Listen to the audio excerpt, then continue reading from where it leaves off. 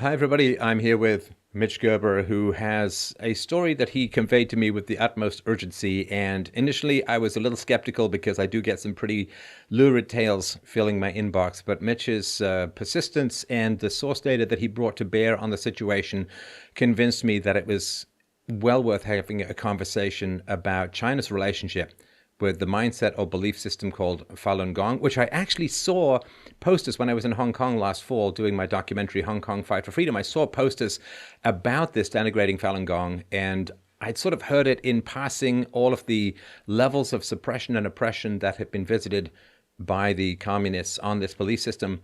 But you really did encourage me and impel me really to look into this in more detail. And boy, is there ever some horrible meat on these bones. So I wonder, Mitch, if you could just tell us a little bit about yourself and how you got involved in this situation.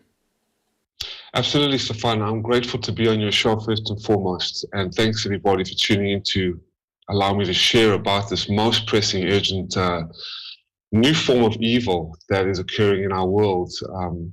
I am South African born, American raised as an American resident. I went to school for international human rights and politics. And I first came into contact with Falun Gong, this most beautiful and honorable spiritual movement, a mind and body practice, incorporating 5 simple exercises and a meditation and a Buddhist type of ancient philosophy based on truthfulness, compassion, and tolerance when I was studying international business at the University of Georgia. And what struck me the most about this is how these innocent and kind-hearted people have just been brutally persecuted, slandered, victimized, demonized as some kind of sinister terrorist cult, all for the sake of making money by the Chinese communist regime and the Chinese military, cutting out their organs while alive and selling their organs as the healthiest organs in the world illegally without consent. So when I heard about this, I'm also skeptical at first, especially on a new investigation. But when I realized that the evidence, at least 52 pieces of evidence, and the investigators that I've worked closely with over the last 20 years of this investigation, which is not confirmed, I had to do everything I could to expose this. And that's why I'm grateful to be on your show. Okay, so let's talk a little bit about the history. I was a little bit confused because there was an ancient practice, and it reminds me of Tai Chi or other sort of meditative and spiritual body movements that are designed to bring sort of peace of mind and centered ethics. So there's an ancient component to the practice, but it was really reintroduced in its modern form in the early 90s and actually enjoyed a fairly positive relationship with the Communist Party until, well, I guess until it didn't. Absolutely. Mr. Li Hongzhi, the founder of Falun Gong, a teacher and a 5-time nominee nominee of the Nobel Peace Prize, numerous awards recipient for the health and benefits he brought to the public of China between 1992 and 1998. In Falun Gong, it was introduced to the general public, was highly rewarded and praised by the members of the communist regime, except for the president of the Chinese Communist Party, Jiang Zemin, the leader. And in 1999, because it became so popular, so large, and stood in stark contrast in terms of ideology to the communist regime, was outlawed. And between 1 out of every 10 Chinese national citizens were practicing Falun Gong by 1998. Suicide rates were going down, mortality rates were going up, people were living longer, feeling better, millions of dollars of healthcare costs were reduced, just because of the jealousy and hatefulness that the communist regime's leader at that time, the military dictator, namely Jiang Zemin, he couldn't control the hearts and the minds of the people. He outlawed it, demonized it, and has spent at least 20 years to eradicate this particular practice and killing them for their organs. But yes, it was the largest practice in China, the life force of China between 1992 and 1998, all from a humble beginning. Like I said, 5 exercises, a simple philosophy of truthfulness, compassion, and tolerance. And after the teacher introduced it in 1992. Now, there are certain aspects of the belief system, just to be frank, that to me would not magically pass philosophical muster. You know, some of the more, and the Buddhists have similar things, some of the more supernatural claims about being able to levitate, walk through walls, and so on. But that to me is not particularly important because that to me is not the center of the teaching or the center of the collision course that Falun Gong was going to have with the Chinese Communist Party. So let's get a sense of how quickly it grew from virtually nothing, as you point out, to 100 million people practicing it within, what, 5, 6, 7 years, enough to have an impact on the healthcare system, enough to have an impact on the crime rates, if I understood this correctly, and enough to be embraced as a positive thing by communism, as long as it was reducing their costs. But then, of course, the fear that a belief system that has oppositions to communism gaining traction in China, well, I mean, that generally is not countenanced by these kinds of totalitarian mindsets. 100%. And when we go back in history or look at the communist regime, the Red Dragon, the reign of terror, as it is called, there's an ancient saying or a profound saying that many dictators, many empires, many regimes in history killed in order to conquer. The Chinese Communist Party conquered in order to kill. The history of its killing, 100 million people wiped out, more than 2 world wars combined, 5,000 years of Chinese culture decimated. And you nailed it, Stefan, because of the largest amount of people practicing, at least 30 million people more than the Chinese Communist membership, not to mention Falun Gong's ideology of truthfulness, compassion, and tolerance that stood in stark contrast to the bribery, nepotism, the evil nature of the Chinese Communist Party. They felt very threatened and wanted to do what they've done to all kinds of campaigns, from the Tiananmen Square massacre to Tibet, to Uyghur Muslims, to House Christians, the Great Leap Forward, the Cultural Revolution where Mao wiped out 40 million people. They wanted to destroy it, bankrupt the Falun Gong, kill them, eradicate them. And actually, the leader of the Communist Party, Jiang Zemin, right before the persecution started, was just very similar to Kristallnacht, when the Jews were completely outlawed by the Nazis, that fateful day. Jiang Zemin, 1 month before the persecution began, which was on July 22nd, 1999, he created the 610 office, a Gestapo type of office that sits right now, to this day, for the last 20 years, on top of the Chinese Communist regime's system that controls the government system, the economic, social, and political spectrums of China, for one purpose and one mandate only: to eradicate Falun Gong and declare war against Falun Gong for the last 20 years, then kill them for their organs and make a multi-billion-dollar income-generating business off the organs. And this has been confirmed by the investigators. Okay, so let's. The organ stuff to me is so appalling. I mean, it's out of the very bowels of the Gulag Archipelago by Solzhenitsyn. But let's talk about that tipping point in the late 90s. How was it communicated, and were the steps, like, were people warned off? Were they scooped up? Were they disappeared? How did the crackdown on the Falun Gong start? Okay, July 22nd, 1999, there was the complete crackdown. But before that, the Chinese Communist Party were starting to harass and threaten and demonize Falun Gong, simply because it was becoming too large. Like I said, 2 reasons. The 2 main reasons is because anything in a communist dictatorship, when you starting to become too large and too popular, the communist regime becomes very threatened. I live in Vietnam, in communist Vietnam. You cannot be anything out of the control of the communist regime. You are owned, you're state-owned, your businesses, your livelihood, you have no rights to guns, you have no rights to private property. So when Falun Gong became the largest spiritual movement, instead of embracing it as they did before it came out of their control, the Chinese Communist regime, with its leader, Jiang Zemin, was very threatened by this kind of large gathering, large population that was completely outnumbering them by 30 million people. So little by little, they were using their state apparatus to demonize Falun Gong, call it a sinister cult, a terrorist group, to the point that they would set 5 people on fire in Tiananmen Square and stage a hoax to demonize Falun Gong, saying that these are killers, these are rapists, these are suicide practitioners, even burning a little girl, a 12-year-old little girl and her mother, to demonize Falun Gong and turn public opinion against it in 2001. in the heightened extreme of this persecution. They also, which is very, very demonizing, is that they set the entire propaganda machine to destroy Falun Gong's reputation, sending hundreds and thousands to state-mandated hospitals, but before that, labor camp system, detention centers, something called the Laogao system, which was the labor camp boom by 1999, when hundreds and thousands of Falun Gong protested and said, listen, we just want to practice our spiritual belief. We just want to practice our exercises. We're doing nothing wrong. We just want to be in peace.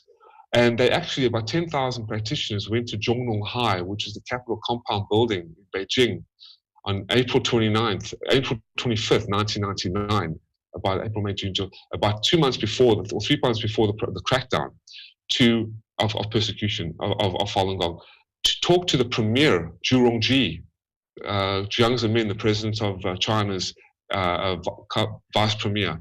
And they went in, they talked to Zhu Rongji. The premier actually supported the 7 Politburo members, the highest-ranking members of the communist regime, supported Falun Gong. All their families were practicing as well.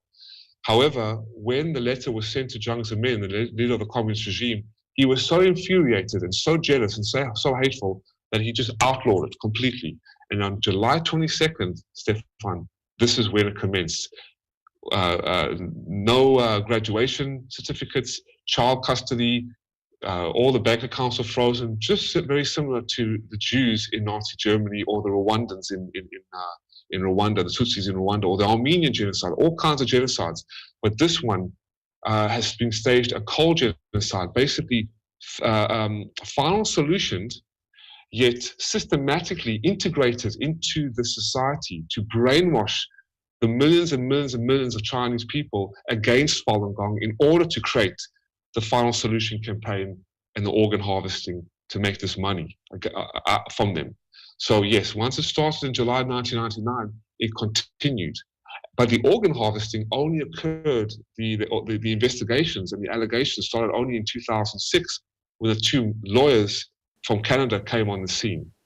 Okay, so just before we get to that, let's talk about, well, when I say let's, please, if you could, talk about what's been going on in the detention centers, in the concentration camps, in the torture pits. I saw horrible descriptions of women who were sunk into sewage water for days, and other forms of torture that would stagger the imagination of even of someone like Stephen King. So even in this horrible interim, but before that even more horrible organ harvesting, what was going on to those, what was being inflicted on those who were taken by the regime? Slave labor, brutal, 100 torture methods. You said immersed in water for 2 or 3 days, terrible torture methods, rape. The Chinese communist regime would forcibly abort female practitioners, babies. They would throw female practitioners into cages and have them gang raped. They would hold them up and torture them for days, electric batons in the genital areas, shocking slave labor. Most of the products nowadays have been made by Falun Gong practitioners. And there have been video evidence that have come out, played on CNN and other BBC, of practitioners actually video cameraing, making these small little cameras in the actual slave labor detention centers. But yes, the torture methods, I mean, shocking. People have come out, the videos again on Falun Gong practitioners, the abuse, the burning of the faces of the Falun Gong practitioners, just to make them give up their practice, has been shocking. And at least 100 torture methods. So yes, I mean, it's just been shocking. And the testimonials that have been coming out by the practitioners that have been tortured, the biggest thing that raised the minds, or raised the belief that organ harvesting was occurring, which we can talk about next after torture, was that every time the investigators would ask them, or explain, like you were saying to me, what were going on in these labor camps, they would mention about forced blood testing. For blood, the organs were checked upon, they were blood tested. And the investigators thought this was kind of weird, but this was the investigative catnip that they were looking for. And every time the investigators were interviewing the tortured victims of Falun Gong, the Falun Gong practitioners were becoming very, very angry and frustrated, saying, you know, we've been tortured for God's sake. Why would these people want to know about these blood tests? But they found this is the investigative catnip, which would lead to this new form of evil, the forced organ harvesting. So horrendous torture, over 100 torture methods, and as you said, doused in gasoline, almost set on fire, fingernails taken out, tortured, placed in water cages, water tortured, all kinds of horrendous torture methods on the Falun Gong practitioners. Is there any estimate? I know these things are very, very tough to get remotely, but is there any estimate of the number of people taken, the number of people tortured, the number of people who were in these gulags? Oh, up to, well, you know, from the Uyghur Muslims accounts, about 2 million concentration camps. When you have 100 million Falun Gong practitioners and you have hundreds and thousands a year that have been harvested for their organs, at least 100,000 transplants a year, 80 to 100,000, let's just be clear, because this is such a hard to believe situation. Millions have been arrested. God knows, we can't really give an estimate, but up in the millions, tens of thousands of Falun Gong practitioners sent to state-mandated hospitals, re-education centers, detention centers. I mean, when you're dealing with 100 million people, 10% of the population, and many of them went to Tiananmen Square to protest, but they wouldn't give their numbers, they wouldn't give their addresses, they wouldn't give their names, because out of fear and out of protection of their family members and their colleagues, when you're dealing with such a police surveillance state like you're dealing with the communist regime. So God knows, Stefan, but the numbers are huge. I mean, hundreds and thousands sent to state-mandated education, labor centers, and labor camps. So the numbers of detainees in the millions. For 20 years, this has been going on. Well, and what I've read about and some of the information that you shared indicates that there is also a form of psychological re-education, or re-education is kind of the wrong way to put it, but there is a form of indoctrination against Falun Gong that you have to sign. You're never going to do it. You reject it. You accept communism. There is a real programming that is going on in these facilities. Absolutely. When the persecution of Falun Gong began, the communist regime broadcasted on their state television apparatus 24/7 about how evil Falun Gong is, the demonization. They staged, like I said, the self-immolation hoax to burn 5 people, set themselves on fire, ablaze, broadcast this as a television movie set to their population of 1.3 billion Chinese people over and over and over again. So the mindset would be controlled to such an extent, psychological warfare, not only the physiological or the emotional warfare, genocide, ethnocide, the complete indoctrination of their minds and their spirits. I mean, the Chinese communist regime is the masters of deception. They're the masters of propaganda. And under that kind of control, and I've seen it in Vietnam, how the Vietnamese, not only are the Chinese, but any communist dictatorship, I mean, you could even see in the old Russian Soviet Empire, when you talk to people from the former Yugoslavia, former Romania, the psychological warfare, the intense pressure, the fear-mongering, I mean, forcing people into fear, psychological fear under communism is the way they control them. So this is exactly what was done over and over again, demonizing Falun Gong, demonizing such an innocent spiritual practice in order to set the stage for this forced organ harvesting and this money-making genocide. And they have done this, of course, with other ethnic groups, as you point out, the millions of Muslims that are in these concentration camps, again, being indoctrinated and being forced to abandon their belief systems. This, of course, has occurred in Tibet. It's occurred with the Buddhists. This is tragically not a solo story. Absolutely. Christians, Tibetan Buddhists, and Uyghur Muslims, but 95% of the organs have come from Falun Gong.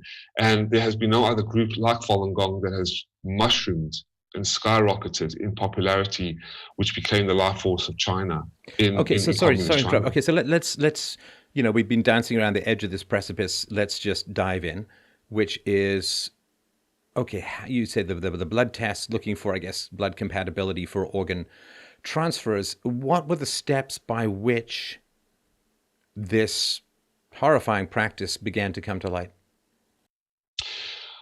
When Falun Gong became the largest practice in China, it was because of the psychological and physiological and emotional benefits. The Chinese government started to do medical research on the practitioners' DNA, blood, organ tissues. They were doing it on the psychological and emotional and physiological benefits of Falun Gong, and found that this was an extraordinary practice, a practice that was the life force. It became so extraordinary that between 1992 and 1998, just through word of mouth, 100 million people were practicing. People couldn't believe it, how in 3 months people were just being healed from all kinds of ailments, injuries, serious diseases.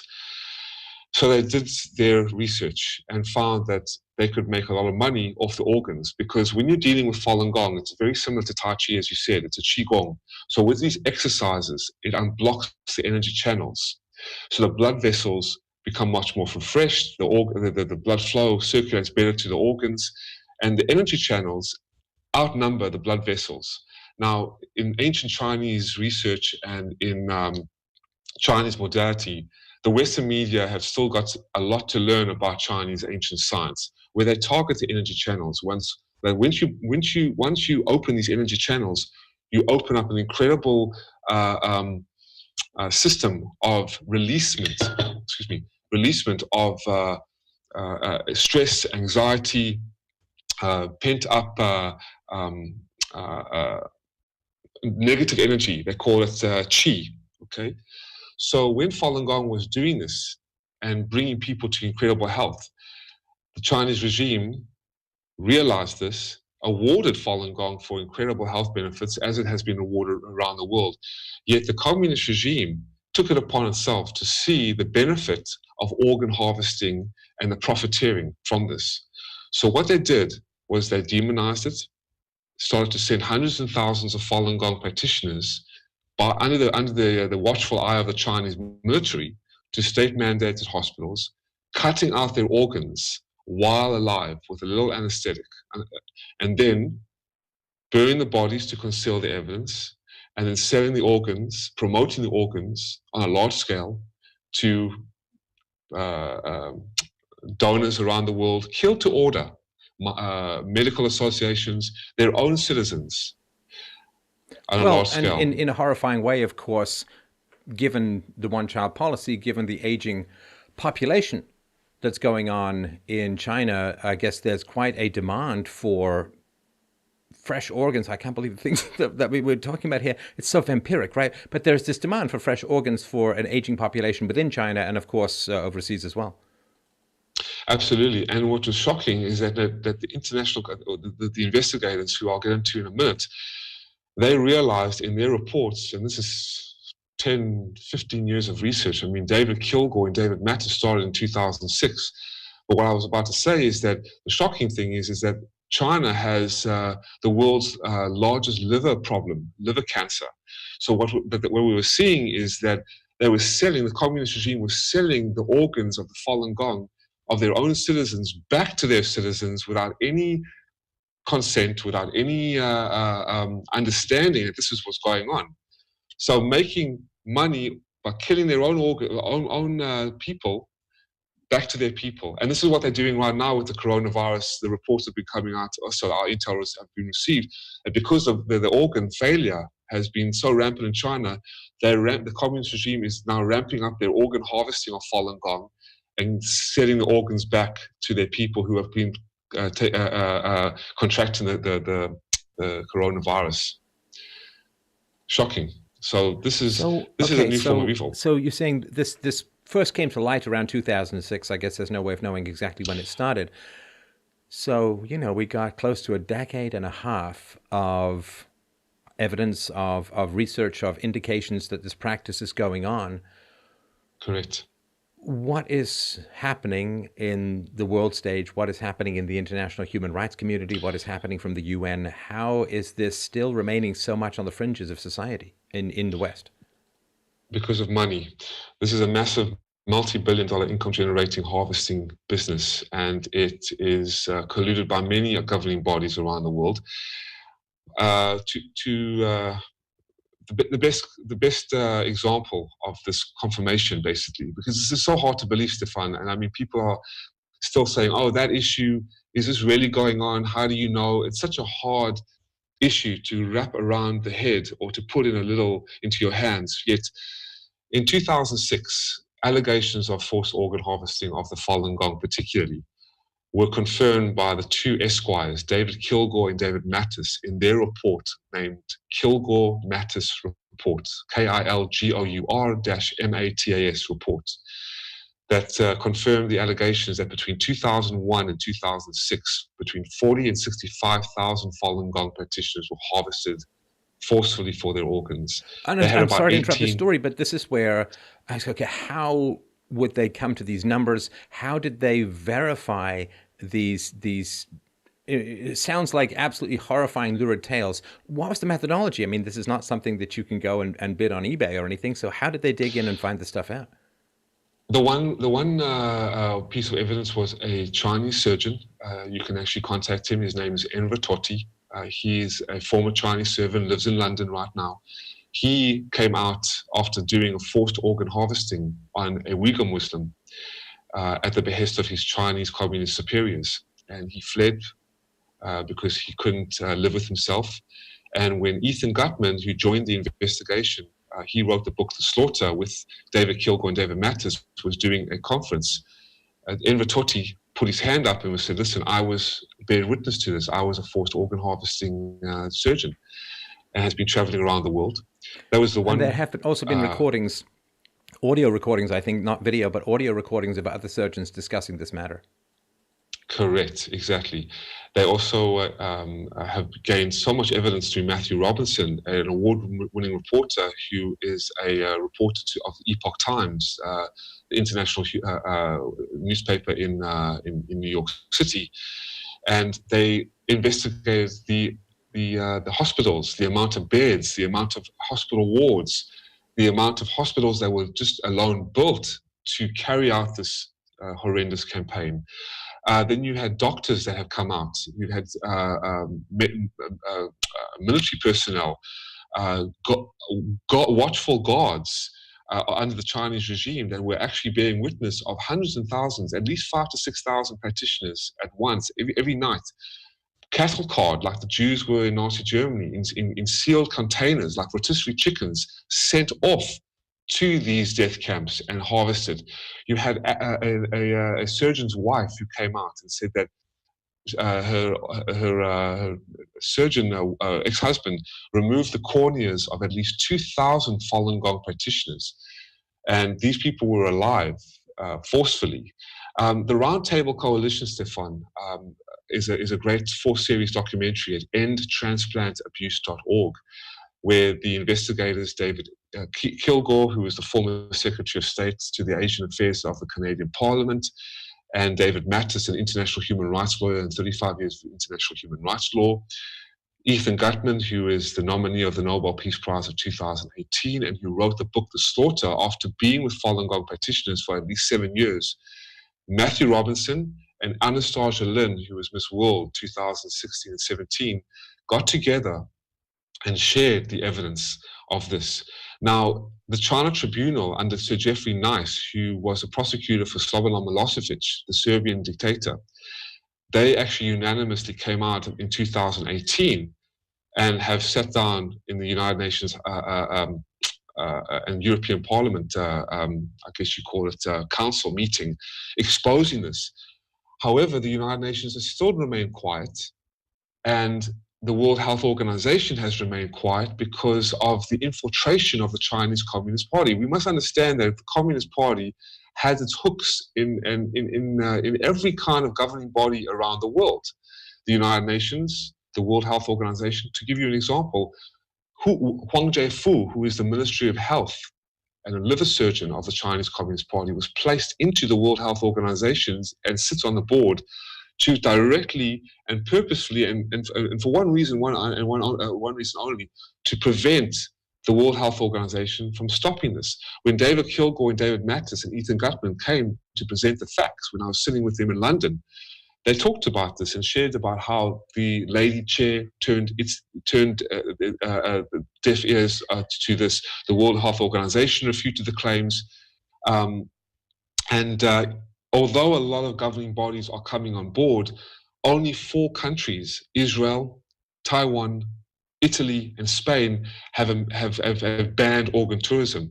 But a lot have still kept quiet. It took Amnesty International about 7 years to come on board, Freedom House and different organizations. But slowly but surely, because this evidence is so now blowing the lid off the communist regime's deception, lies, and villainous crimes, more and more people are coming to the aid. And that's why, Stefan, I'm grateful to be on your show, because I've been reaching out to many people for the last 15 years, and no one has come back to me. And now, it takes a lot to be on your show. It takes a lot of credible evidence and confirmation to have me on the show. And look, I am just a simple man. I haven't got background. I haven't got even a degree.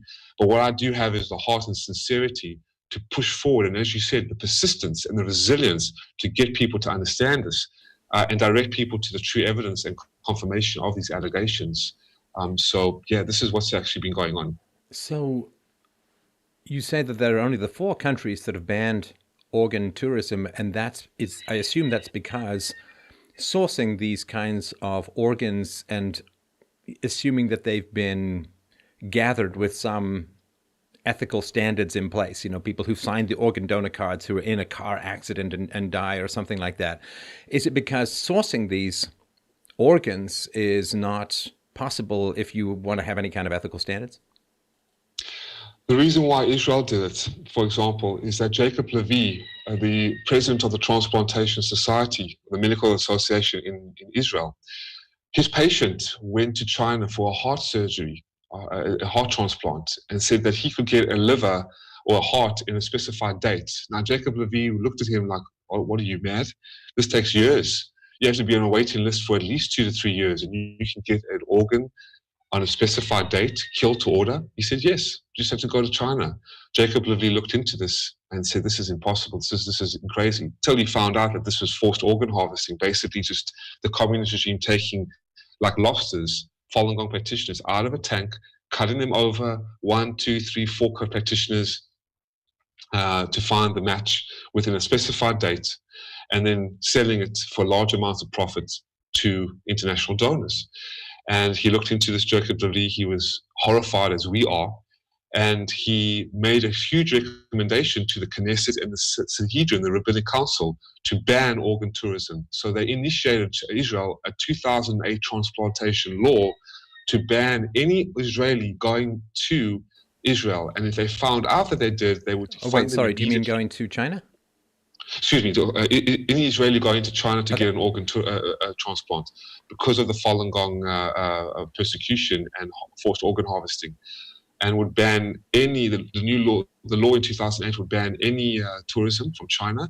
And if any Israeli was caught going to China to get an organ, they would be defunded from the insurance policies. Then Taiwan, this little country that has always been bullied by China, just like Hong Kong, was also initiated the ban on organ harvesting. That was huge, and that was very courageous and brave by Taiwan, knowing the history of China wanting to take it over and declare war on it.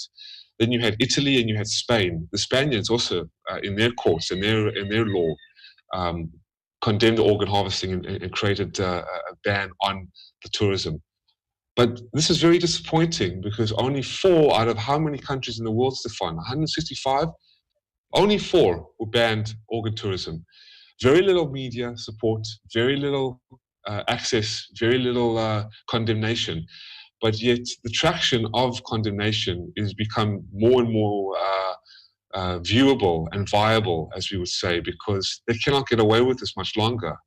David Kilgore, David Mattis, Ethan Gutman, and others have made it their duty to go to over 50 to 60 different countries to expose this. And I was lucky to be part of them. I brought them as a coalition to London, to Westminster Abbey, to talk about this. and did a presentation with also Enver Tohti, the Chinese surgeon, to expose more of this. So they can get away with it. The communist regime's lies and cover-ups are numbered. I mean, it really is astounding and appalling when we look back in history, as you point out, to the Armenian genocide committed by the Young Turks. Well, the Muslim organization, not the YouTubers, but we look back at the other genocides in Rwanda, of course, the genocides against the Jews and homosexuals and intellectuals under the Nazi regimes and so on.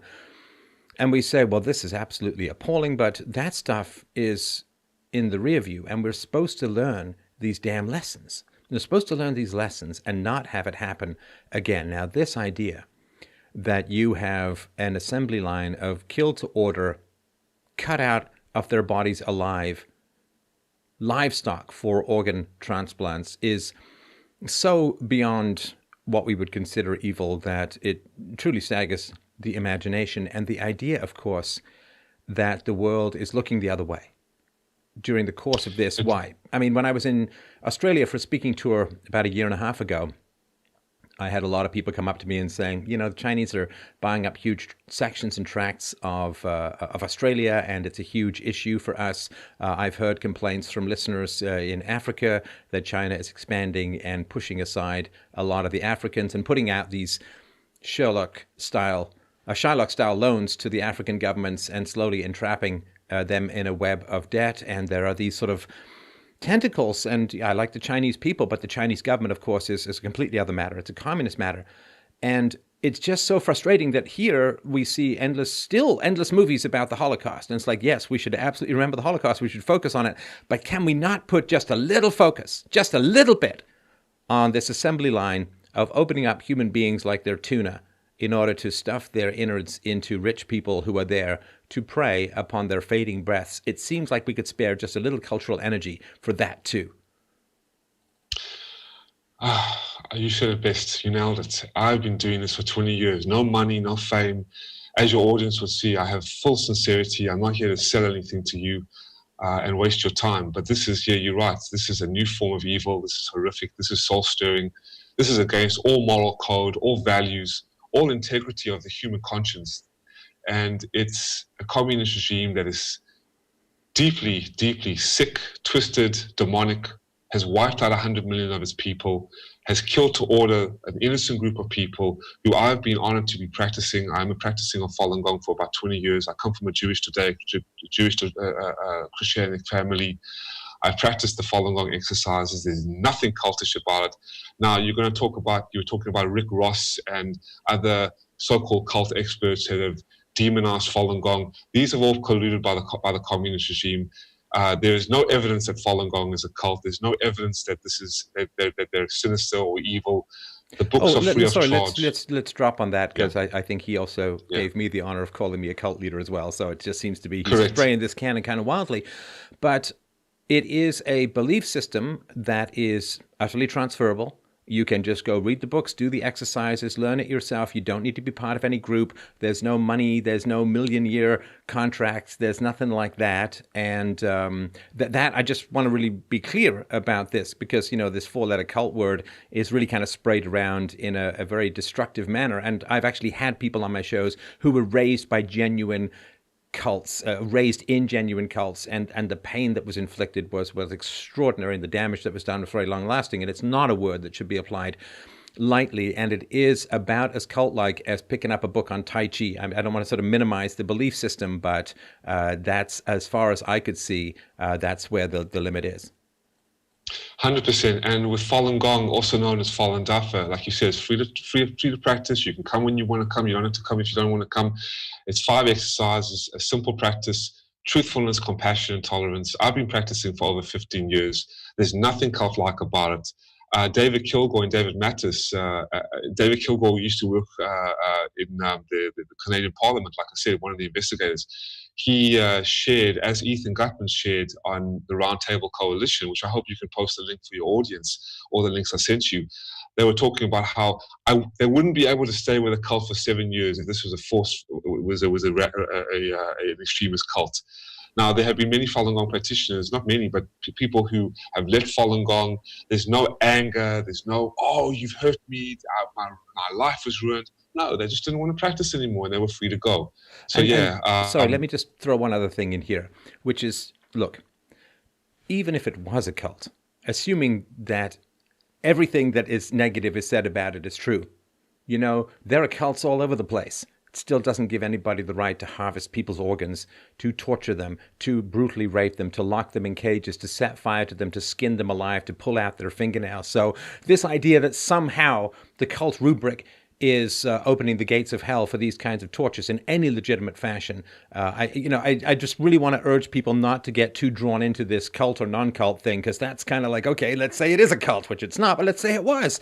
You still don't get to torture and mass murder and open up like a Beanie Baby and take out the stuffing of people and sell it on the black market. It doesn't justify anything like that. So I think that the cult thing is a giant sort of tunnel that people go down, rather than saying, okay, let's say everything they say is true. Let's focus on, I don't know, the incarceration, mass rape, torture, murder, and organ harvesting of people, because that seems a little bit more relevant than are they a little bit forward in their practices. 100%, exactly. And this was the talking point of the communist regime. Either it is a CIA-backed operation or it's a cult. To demonize Falun Gong, and this is the exact strategy that the communist regime used, and over again to brainwash its citizens and the international community to hide and cover up the claim that organ harvesting was going on, and to re-educate and forcefully re-educate. We have to send these Falun Gong practitioners to re-education centers, but yet they were sending them to state-mandated hospitals and making money off the organs. Now, and of course, as communist slander goes, they can't call Falun Gong members white supremacists because they're all in China, so they have to go with something else. Exactly. And I also make the point that if this was such a sinister, horrible, evil cult, suicide cult, that was so evil for the body and the mind, then why are they being harvested and tortured and killed for their organs and sold as the healthiest organs in the world, and their bodies being embalmed and sold off to the body exhibitions of the German fellow who's made millions and millions, at least $60 million off his body world exhibitions that tour around, that allow people to see these the skinless cadavers. Statues? Yes. Wait, okay. Are you saying that those are coming out of these murder mills? They are Falun Gong practitioners, absolutely, yeah. Ethan Gutman did a report. Ethan Gutman is the China investigator who joined forces with David Kilgore and David Mattis, and who wrote the book, The Slaughter, which is a wonderful book, 10-year investigative report, adding on to the evidence about this. Oh yeah, Stefan, there's no doubt. I mean, Falun Gong is an amazingly beautiful practice, and has been slandered, persecuted, and dehumanized in the most venomous ways. Well, and so let's point this out as well, that their commitment to nonviolent protest, of course, rivals that of Gandhi and other nonviolent protesters throughout history. Yes. And I had a long conversation about this challenge when I was covering the protests in Hong Kong, where I got a good face full of tear gas from the lovely police masters in Hong Kong. But their commitment to nonviolence is so strong that even when it came to cutting a wire and moving that wire to someone else to change a broadcast, there was considerable debate within the practitioners as to whether that was legitimate or not.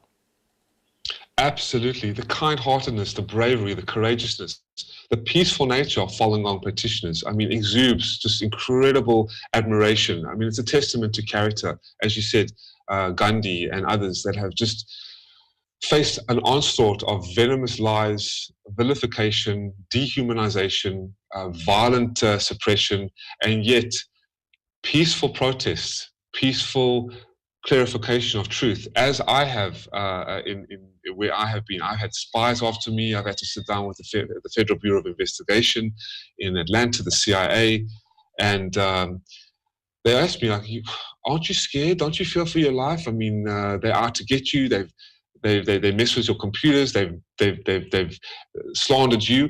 But no, because to fail to support what is good and to fail to expose what is evil is unacceptable. And what is a man who cannot make the world a better place? So I do what I can, but always peacefully. I don't fight back. I'm not here to harm or hurt anybody, because truth is bigger than anything. And even though I'm a big guy and I'm a warrior and I like to protect, I think violent resistance is no good a task than anything. It puts you in a boat of the persecutors. But yet you have to stand up, and you have to stand and fight for what is right. And the Falun Gong exemplify not even a fight, they just clarify the truth with all their heart peacefully. And this is amazing, just like Gandhi did, as you Yeah, said. anytime you see somebody slandered by the mainstream media, you first have to check and see if they're opposed to communism in any kind of way, shape, or form, and then that usually is your answer. Okay, so let's. I really, really appreciate the information, the update. What is the ideal situation going forward? What would you like to see coming out of the world community, coming out of good people around the world who can be made aware of these kinds of horrors? What would you like to see occur? Like I shared with the coalition in London, in Westminster Abbey last year, I would like to see the mainstream media, from whether the left or the right, come to the aid of Falun Gong, support Falun Gong, stand on the side of destiny and others who have been persecuted in China, and to expose the lies of the communist regime. I'd like to see kind-hearted people sign a petition. I know this petition doesn't do anything or do much, but the pen is always mightier than the sword, Stefan. When you're signing a will, when you're signing a check or a mortgage statement, that is still very important. So a signing of a petition validates that you're a good person and that you're willing to stand for others less fortunate and are suffering than you. I would also like to see the United Nations and the governing bodies come to the aid of Falun Gong and to forcefully or to stop the communist regime or to urge the communist regime, just like the House of Representatives in the United States, whether Democrat, Republican, or moderate, have passed massive resolutions to urge the communist regime to stop persecuting Falun Gong and others and their forced organ harvesting genocide. And I would also like to see the world stage, the European Parliament, the European Union, even Congress itself in the United States, and other governments, the United States government, Trump, ban organ tourism from China, just like little Taiwan did, just like Spain did, and just like Israel did. And more people like you, Stefan, if there's anyone watching, like Lauren Chen, Lauren Southern, Candace Owens, Ben Shapiro, these kind of people will allow me to come on the show. I would love you to contact Stefan if you can. In Vitotti, I'll give him the email. I'll give you the WhatsApp to have them on, so your audience will say, "Wow, this is actually going on." To look at the website, stoporganharvesting.org, endtransplantabuse.org. Read the evidence from David Mattis and David Kilgore and Ethan Gutman, their book, The Slaughter, Bloody Harvest. Also, go to the website, dafoh.org. And most importantly, try the exercises of Falun Gong. Those who are enthusiastic about yoga, New Age, Tai Chi, and all these new modalities, especially with this virus. The testimonials I've received, and especially with me, with just 100 miles away from the Chinese border, I mean, we've had to go into lockdown as well. I cannot, as a foreigner, go out without a mask. They won't serve me. But when I do the Falun Gong exercises, it protects me from any pathological viruses. And it's a wonderful practice to improve health and to keep healthy, especially with also eating your bananas. I just do want to point out that we don't just want to rely on movement exercises, but there are other things to do as well. But okay, so I will put a link to all of these resources below, and I really do encourage people to educate yourself about what is going on. Share this information. Again, I know it sounds shocking. It sounds like something out of a horror movie, except if you tried to propose this in a horror movie, you'd probably get shouted down as it being too extreme. But please, please, these are human beings out there who are being destroyed and packaged and sold. It's even worse than being in a butcher shop. And I hope that people will educate themselves about this, talk about this with other people. If everything that you're saying is valid, this is one of the greatest, if not the greatest, human rights abuse that is going on in the world today. And certainly in the future, they'll look back, as we look back in history, and say, why the hell didn't people do more? Well, now you know, and now you can do more. Really, I do appreciate your time. Stay in touch, and let's stay on this topic. Absolutely. And anyone who doubts, just read the information, read the books. No one has the right to doubt unless you do the research. And like you said, look at the information, check out the things for yourself, because discernment is most important. But thank you, Stefan, allowing me to come on your show and talk about this major issue. And thanks, everybody, for listening. Take care.